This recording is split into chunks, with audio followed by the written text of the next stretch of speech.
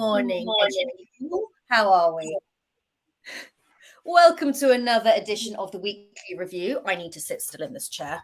This morning we have got John, Leanne and Ben with me to discuss all the biggest stories in the news this week. So I think we should just crack on really, shouldn't we? So first up this week, we have got the Head Teachers Union talking about sending a letter or talking about dealing with all of the fallout from the death of Ruth Perry, and talking about how they want to call for legal action and how they feel that Ofsted should have been suspended in the wake of Ruth Perry's death. So I just wanted to talk to all of you about this and see where your feelings are, and share some thoughts that actually Tom Hopkins Burke shared before the show today as well. So starting with Leanne, let's go to you first of all. I don't know. I did read a while back, which is kind of what Tom was talking about, that Ofsted have a legal right to inspect. I don't think it's that they inspect. I think it's that they do it wrong. And maybe it shouldn't be an inspection. Maybe it should just exist, but as a completely different entity. Maybe they should advise instead of inspect. I guess the issue with that is that if you're going to advise and not inspect, you probably need better advisors than inspectors. I mean, Tom's comment was Ofsted is acting according to the law. So by carrying on, they are acting according to the law, and it's the courts that make the legal decisions, not moral ones. So any judicial review is likely to fail unless there is a case to be made that Ofsted is breaching statute law. Okay, and that is the most relevant legislation for this is the Education Act 2005. So Ben, anything to add to this? What are your thoughts on the NAHT? Well, look, I mean, as a union, they've come under fire, recently. How, the NAHT are acting. So I think it's good, certainly from the head teacher point of view, that they're seemingly making a stand against Ofsted. I think, I'm not sure this is going to go the way that they plan it to go, based on, what you and Tom, but, realistically, what we've got now is a conversation growing. The most part of this. And I know you're going to have it in a minute, but I've had mixed experiences with Ofsted. Some have been really positive in terms of a learning curve. Some have been horrendous. I'm sure there are lots of practitioners up and down the country that would identify with that. But there is no doubt in my mind that the system has to change. This has to come from a kind of a legal lawsuit moving forward. Then so be it. But there needs to be a sensible, clear narrative around how we move this forward for everyone involved, really. Mm-hmm. And John, what about you? Because I mean, legal action is all well and good, but we've discussed in the past on Weekly Review, and certainly throughout the last couple of weeks, that legal action is one thing and probably not really an option. What we really need to be doing is looking at how we can move forward at this point. What needs to change? Do we need to Is Ofsted done? Do we need to reform, or is there something else altogether that needs to be done at this point? Well, you're right. I mean, it's unlikely that legal action of this kind or judicial reviews are going to work, but they're enormously significant in the symbolism of what's happening. The head teachers have said enough with Ofsted and pause it and so on. And it's like I would say that the worm has turned, but it's teachers have been very hesitant to oppose Ofsted because, well, who doesn't think school should be inspected? What organisation doesn't get inspections? This would seem perfectly normal. So what the death of Ruth Perry exposed was just how absolutely dysfunctional the system is. And it's because it's a long, long history of politicising schools and creating a political animal, that's Ofsted. And its purpose, it doesn't serve well. I calculated the other day that I've been through 5 Ofsteds in various forms, and they evolved over the years to reflect the political climate of the time. I remember the period when Ofsted inspectors turned up, 30 or 40 of them turned up to the school and stayed for nearly a month, 3 weeks. It was a very big school. And they fanned out every morning like crows bursting from a tree across the school, and they watched every lesson, and you will watch 2 or 3 times. And then there were the recent ones, the instant inspections. They just show up with no one, and they just turn up in your classroom and watch you for 5 minutes with an immensely narrow tick box. And if they don't see what they're looking for, then that lesson's not good. If they don't see that, it is absurd. No other country, comparable country, has a system like we have. So punitive, so stressful, and so political. It's so easy to inspect schools. You just have you can construct a system. I could do it on a bit of paper now. I could construct a system where schools looked after each other. They form alliances. They peer review. So all other countries do. Mm-hmm.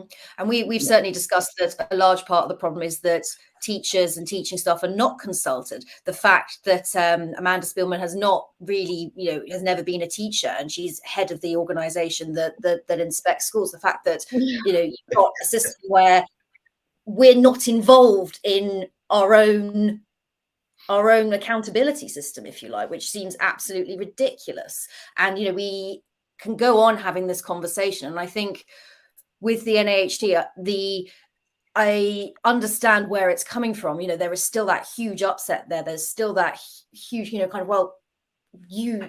obviously you caused this. You caused where we are now, and you need to be held accountable. And I think we all acknowledge that, but the legal action side of it maybe isn't the right way. Instead, this energy needs to go into actually moving forward now and deciding very seriously what these next steps are going to be. I don't know if anyone wants to add to that. Yeah, absolutely. Oh. Well, that teachers are seen as a problem is a problem for teachers. In other words, it's difficult for us to say to the world, look, we shouldn't be inspected or whatever. I like the idea of legal action. I like anything that is currently keeping this kind of momentum going. So where we are now, let's just hope it'll peter out, and Ofsted will turn up. And schools that get good Ofsteds will go, hurrah, look at us, we're marvellous, even though last time we were not good for reasons that we don't fully understand. And next time we won't be good again. Who knows what roller coaster they'll put us on. But nonetheless, so we've got to, so teachers stay together. This is a terrible, terrible system. I always think Ofsted inspectors should be made to stay in the classroom 1 day a week. They're too far removed. Yes. I don't know if you want them to teach your kid, but yeah. I mean, there you go. There's an interesting experiment that could go ahead. Yeah.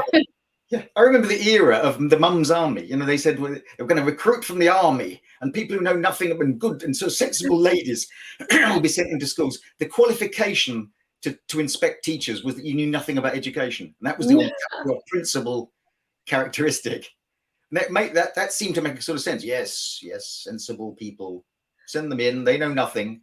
It's the teachers that are the problem. That's the requirement to become EdSec as well, John. Yeah. None of us will ever get the job, unfortunately.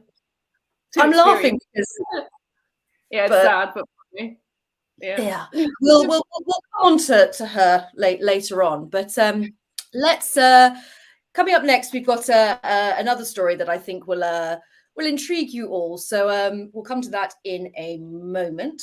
But before we do, can I just remind you that our lovely sponsor for today is John Catt Educational, who are a leading provider of educational books and magazines. So if you're looking to enhance your CPD, looking to add to your collection, then check them out and see if you can find something to read over the Easter holidays. So moving on to our next story, which...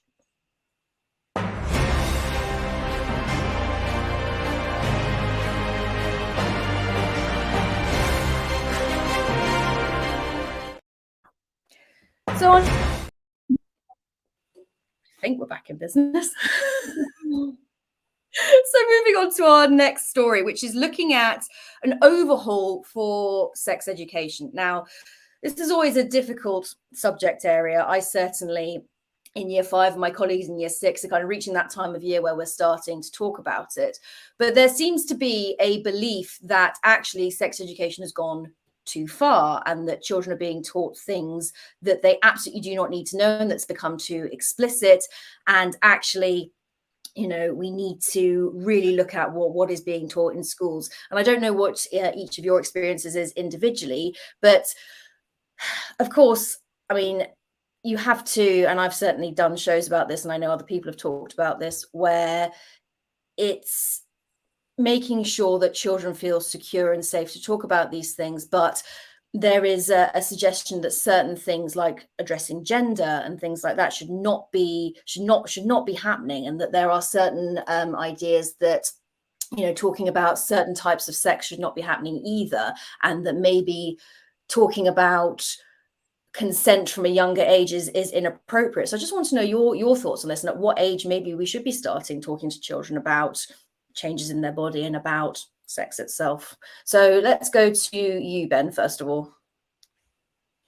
Yeah, I mean, I've had a fair bit of experience of kind of teaching it over the years, and one thing that I've always found tricky was finding good quality resources and kind of having other staff trained in that way to be able to deliver it, because it is, you know, teaching is obviously a skill, but this is kind of a step on in terms of the content and the explanations and the, you know, we say the kind of the age appropriate level of it.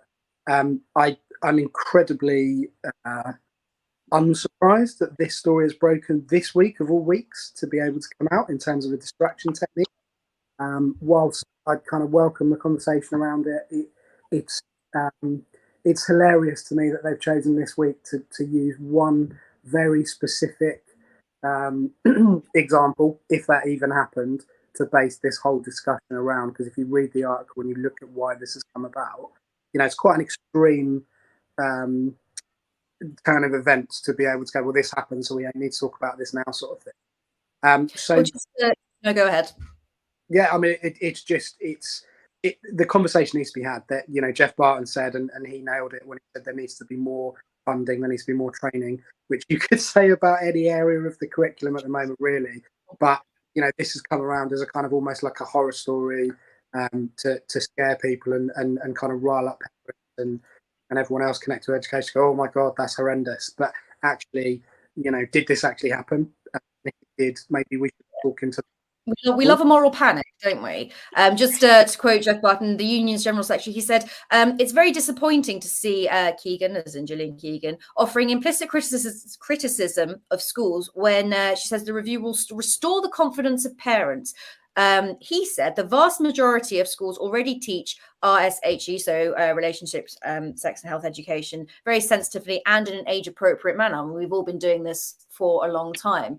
So, Leanne, I mean, I know that you teach much younger children, so kind of, I'm sure that you have been asked questions and have had to address certain things. But what are your thoughts on this? And when do you feel it's sort of the right age, if you like, to start talking about? I don't know about the right age, but I mean, I was in year 6 before reception and in a COVID year 6 class, and sat at the back while a 1980s style sex ed video was playing, and it was a rather uncomfortable 20 minutes of my life that I wish to not relive. Also, like, following on from Ben, the article mostly mentions that, what is it, like, no solid evidence. The complaints came from parents, which means the complaint comes from 10-year-olds. So I don't know how much to read into that, really. No, it's evidence-based approach to sex ed. Yeah. Yeah, I mean, more bad press. It's more bad press for teaching, and as Ben said, look at the timing of the article. Yeah. And I think therein lies a huge problem. But I've always been of the mind. I mean, I teach year 5 at the moment, and the questions have very much started. And, you know, I think very carefully before I answer children's questions. And there's certain things that have come up recently where I've thought, okay, I need to be very careful what I answer. I'm going to answer, because I'd rather almost, and as most teachers would, that children got the correct information, because you know full well that a lot of them are going to go and do their own research, or have got older siblings or things like that. And when I speak to parents, I talk to them about, you know, the idea of, you know, incorrect information or misinformation being spread, which, as we know, with children happens very, very easily. So I do think we take responsibility, and I do think we address it in the best manner that we can. But also there is a degree of, you know, parents help us out here as well. I feel that, you know, there is so much material and so many resources out there that we can share with you and that we use ourselves. It doesn't need to be blown out of proportion like this article has done, really. John, I don't know if you want to add anything to this. Absolutely. You said it a minute ago. It's a moral panic. And it's the kind of moral panic that'll pop up. It's a perennial story. Something's going on in schools which parents don't like. And it's partly because, as you say, as we suggested earlier, there's a lack of trust in teachers. It is a difficult subject. It does require professionalism. It does require good resources. All those things are absolutely true. And there's a feeling that that you don't trust teachers because, well, I remember the 1988 Education Act and it coming out and saying that you mustn't teach homosexuality in schools. You mustn't teach homosexuality in schools. What was that? Even the suggestion that anything like that was going on. And this idea now is still caught up in that same idea that schools should be both conservative, maintain the values of the past, and forward-looking, critical and analytical and disruptive and so on. And they're schizophrenic sorts of places, and they're caught between the two. I do actually remember my father saying to me, Jonathan, I was about 13, and he said, have you done biology at school? I said, yes, I've done biology. So you know all about that sort of thing? And I said, yes, Dad. And he's good. And it never was mentioned again. Wow. I think this is this age-old thing, though, isn't it? We're damned if we do and we're damned if we don't. And it constantly comes up again and again and again. And I don't dread it every year because I only have to go as far as the puberty chat. But I still have had trouble in the past where I accidentally sent a book home from the library with a pupil that had most of the sections in it were fine. Some of them were probably for slightly older children. And I had to spend my entire Christmas calming a parent down because she was so offended by this book going home. And that I'd somehow allowed this to happen. And it then resulted in sort of a purging of these books from the library. But my argument was that, I'd rather she was getting it from a book designed for that purpose. Okay, some of it might have been a little bit too advanced than somewhere else more inappropriate. So it's a constant battle and a distraction tactic that I think is not for now. I mean, it's always an ongoing conversation, as is everything in education. So I think we've concluded on that one that let's not distract from actually what's important here at the moment. So yeah, fair enough. Okay. In a moment, on to the next story, which is going to be about our current Education Secretary, Gillian Keegan, and her latest thoughts and revelations. So we will go on to that in a moment.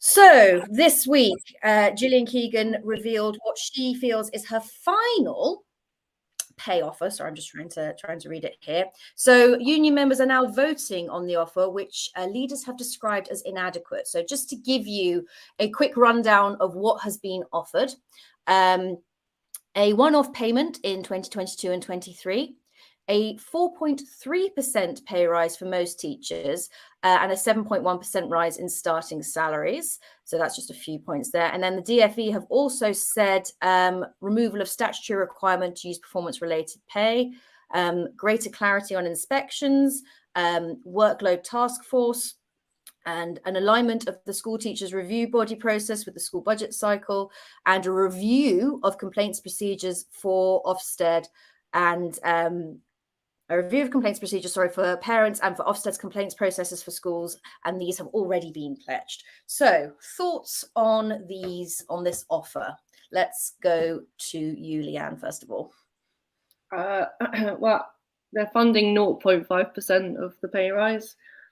We're rationing whiteboard pens. I'm not quite sure where the rest of the money's going to come from. I mean, the box of pens is hidden under a desk in the office. So if they can't afford pens and pencils, I don't understand where the money's going to come from. I really don't. It's a lovely offer. Thank you very much. But it's not realistic to expect school budgets to be finding money, like what, down the back of a couch in the staff room. I don't know where the money's going to come from within schools. Yeah, it's so it's a bit insulting to the intelligence, really, when you reveal stories like that, when we're struggling for day-to-day supplies. The idea that we're going to get a nice, well, any sort of pay rise is almost laughable. Also, Then, like friends outside of teaching have been like, wait a minute, non-experienced teachers are getting a smaller pay rise. Like, why? I think people not quite sure why that. Like, there must be a reason, what, to entice people in, but yeah. well, we already know there's a major recruitment issue, so I don't know if that's going to be the answer, but we'll see. Sorry, go on. Ben, can see you a wry smile there. Yeah, when these education secretaries pass the torch on to each other, which is growing with increasing rate as the months pass, it's like, make sure you value teachers a little bit less than how I valued them, because the whole thing just appears to be consistently derogatory. Forget the money which Leanne's talked about. It's ridiculous. The kind of, okay, you've raised these concerns with us in terms of the workload, the well-being. We'll just cut 5 hours. Okay, great. So where are the 5 hours coming from? Like, which bits are you going to cut? And they're kind of, well, we'll make sure you get a break time and a lunchtime and all this sort of stuff. It's like, this is our final offer. That, the language around what she said, that's the final offer.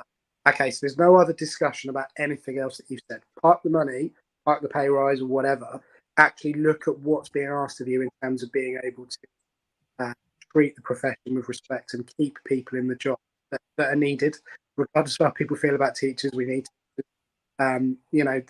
go, that's it, that's all I'm going to talk to you about, and you have it and you crack on and don't come back to me again. It's appalling. And I think if it was a head of a school, that's how I always relate it in my head. You shouldn't have staff left, because if that's the way that she's prepared to go on Sky and talk to Sophie Ridge, and obviously Sam did a really nice mini monologue in the week about her kind of interview with Sophie. It's just, whose side is she on? Like, it's always they this, they that. It's we, head of an organisation that is huge, and she should be kind of bringing teachers and leaders, teachers into that conversation, not excluding them from it. And I don't know where it's going to go, to be honest with you. I've been doing this 15 years and I love what I do, but I've never seen it as bad as in terms of the attitude towards those, the people that they be able to run these things. It's just appalling. It really is. And I don't know. I don't know what else to say with it. It's just ridiculous. But the idea, I mean, alluding to the language again, that's my final offer. It's basically, I feel like we're being spoken to almost as kind of children that have turned our nose up at our tea or at our dinner, and it's kind of, no, don't like that. It's no, that's not, and it's deeply patronising. John, I don't know how you feel about this. Well, who could dare to accuse Rishi Sunak of being patronising or talking down to people? This guy, that's their tone. That's how they talk, and teachers particularly are talked to as you say, like children. I like the breadth of the offer. It acknowledges a number of things, and if you didn't look at too much detail, you'd think, well, that's actually sounds like they've acknowledged that there's a problem here. But the fact that it will impoverish schools, and then the language of the final offer, it's both. It's both talking down teachers, as we said, and also at the same time, it really look under the surface. And this is not the offer that will solve this serious fundamental problem of teacher recruitment and teacher retaining teachers. It won't solve that. Lucy, the best bit is the last line of the article where she says she's done her best. Yes, I'm just sort of having a look. I'm just looking at some of these figures again, just to. Where was it? I'm just trying to find it. Additional funding would total 620 million next year and 150 million the following year to cover ongoing costs. But the remaining 4% of next year's payoff will have to come from existing budgets. Yes. Where? Okay. Yeah.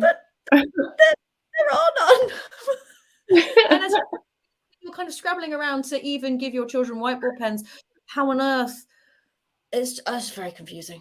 Very confusing indeed. And so the fact that we're being painted as the ungrateful ones who have turned our noses up at fish fingers and chips, it's kind of okay. Well, you're still clearly not listening. So let's keep an eye on that one. But of course, on the back of that, the unions have said, so all 4 of the major unions have said, we need to reject the offer in the strongest possible way, and that there is threat of further strike action. So let's see this time if we manage to get, because the only union that managed to pull it off last time was the NEU. So let's see if we end up with further union strikes down the line.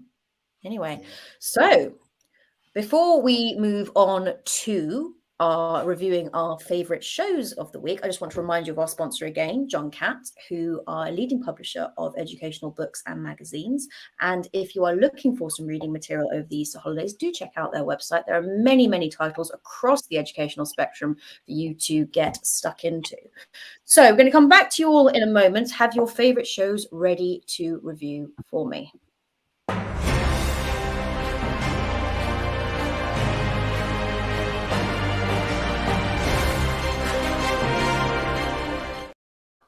Okay, so it's been a great week for Teachers Talk Radio shows this week, and I know we've all been chatting amongst ourselves about what has caught our, I was about to say what's caught our eyes, but what's caught our ears, I suppose, is more appropriate.